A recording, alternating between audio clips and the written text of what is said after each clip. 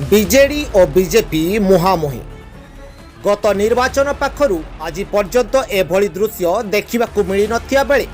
आज दुई दलर कर्मी को एभली कांड को प्रथम थर पर देखा मिली मयूरभंज जिलार बारिपदा ठारे जुक्तितर्क पर धारणा आरंभ है प्रयास हॉल ठारे शेष है मयूरभंज जिलापाल ऑफिस सम्मुख में प्रथमे देखंतु ए वीडियो कौन कहउछंती जिला परिषदर अध्यक्षा सुजाता मुर्मू। आज आमर district development cooperation and monetary committee meeting जोड़ा कि दिशा मीटिंग कहुच्छी से मीटिंग थिला तो मीटिंग रे जेहेतु एजेंडा वाइज डिस्कशन चली एजेंडा आसीला जो केंद्र सरकार जो फंड्स पढ़ाऊँ जो स्कीम गुड़ाक से गुड़ाक ग्राउंड लेवल पहुँचुनी तो यही सब एजेंडा पर डिस्कशन चलला प्रधानमंत्री आवास योजना कथा से मीटिंग चेयरमैन होती एमपी मयूरभंज आउ मेंबर सेक्रेटरी होती कलेक्टर पीडी डीआरडी देखो सबुआड़े बुलूँ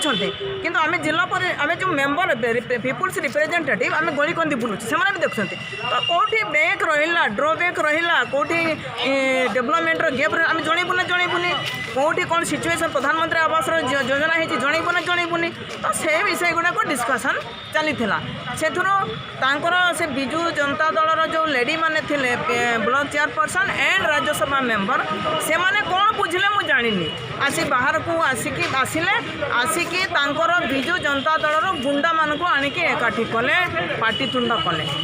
मीटिंग सारिक आम बाहर को आसिलु आम जिते बड़े बाहर को आसिलु से माने द्वार सामने बसी विजु जनता दलर से तो गुंडा कहमी गुंडा माने बसी आमको रास्ता अवरोध कले कलेक्टर को घेरिले है सागरे कौन सब डिस्कसन फिस्कसन है बहुत समय पर कलेक्टर को छाड़े मो गाड़ी को बाड़े एपटू सामना देखो आपण मैंने जो मीडिया बंधु मैंने फोटो उठे सामना बाड़े सैड रू बाड़े कौन बाड़े आज विजु आज जो ओडिशार मुख्यमंत्री नवीन पट्टनायक कहते नारी को कौन दूसरी सुरक्षा देखु मान सम्मान सब दौर मिशन शक्ति गोटे कौन बाहर करटा कौन विजु जनता दल मान सम्मान नारी को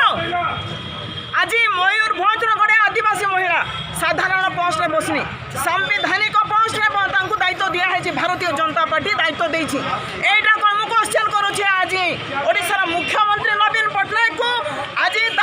दलर गुंडा माने जाइए मो प्रेसिडेंट जिला परिषद मयूरभंज गाड़ी को बाड़े भांगी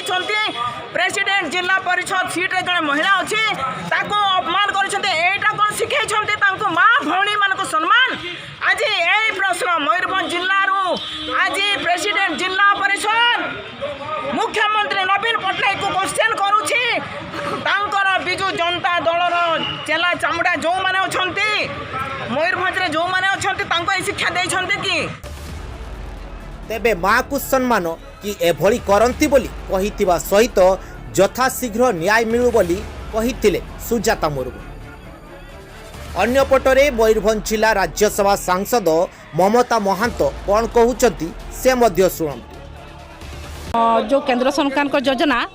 41 योजना को लेकिन दिशा मीटिंग चलथिला एठी आमर सबू एमएलए एमपी अछंती आउ जे कि आमर विशेष टुडू सी चेयरमैन तांको उपस्थिति रे कलेक्टर को उपस्थिति रे सेठी जो आमर बिजु आमर रहिला प्रधानमंत्री आवास योजना से एजेंडा रे आसिला चलला तो सुजाता मुर्मू कहवा कथा जे नवीन पट्टनायक किए आमे जानेनी विजु पट्टनायक किए जानेनी विजु पट्टनायक रो मुंडोटा की पई एते बड़ रहिबो विजु पट्टनायक रो मुंडो हटाओ एठी आमो नरेंद्र मोदी रो मुंडो रो एठी विजु पट्टनायक को आमे जानिनु नवीन पट्टनायक आसु एठी जवाब दो से विजु पट्टनायक किए। तेबे प्रथमे आमे कहि रखिबा को चाहू कि एभली परिस्थिति कोन पई सृष्टि होइतिला।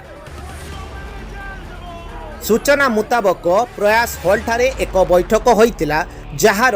नाम थिला दिशा। एही बैठक रे जिलापाल विनीत भरद्वाज सहित लोकसभा सांसद विशेषर टुडू बारिपदा विधायक जिला परिषद अध्यक्षा सुजाता मुर्मू, राज्यसभा सांसद ममता महांत समेत बैठक में अनुमति थिबा दुई दलीय कर्मी उपस्थित थिले। विभिन्न आलोचना भितरे सम्मुख को आसीथिला प्रधानमंत्री आवास योजना और बिजु पक्का घर योजना कथा। कहीं प्रधानमंत्री आवास योजना पोस्टर रे बिजु पक्का घर योजना जड़ित हेब, कहीं प्रधानमंत्री फोटो न रही बिजु बाबू को फोटो रहिबो, कहीं प्रधानमंत्री आवास योजना नाम को संक्षिप्त रे लेखि बिजु पक्का घर योजना को बड़ आकार रे लेखा जीवो, कहीं केंद्र योजना को राज्य योजना रे जड़ित करा जाई बड़ आकार रे बिजु बाबू को फोटो को बड़ आकार रे रखा जीवो।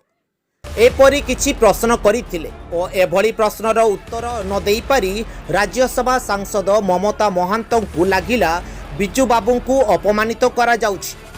और बैठकरू बॉयकट होई आसी धारणा रे बसिथिले और दाबी रखिथिले बिजु बाबू को क्षमा मागतु सुजाता मुर्मू। देखु देखु धारणारू जुक्तितर्करू हो हल्ला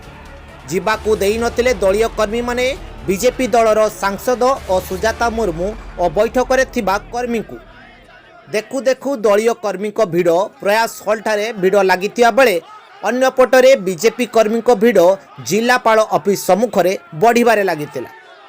नारा लागिथिला एक पटे बिजु बाबू को क्षमा माग, अन्य पटरे आंदोलनकारी को गिरफ करा जाओ और मां को अपमानित करिथिबा दलीय कर्मी को उपरे कार्यानुष्ठान करा जाओ। शेषरे बारिपदा पुलिस अधिकारी माने धारणाकारी को हटाई बीजेपी कर्मी को सुरक्षित सेठारू बाहर करथिले।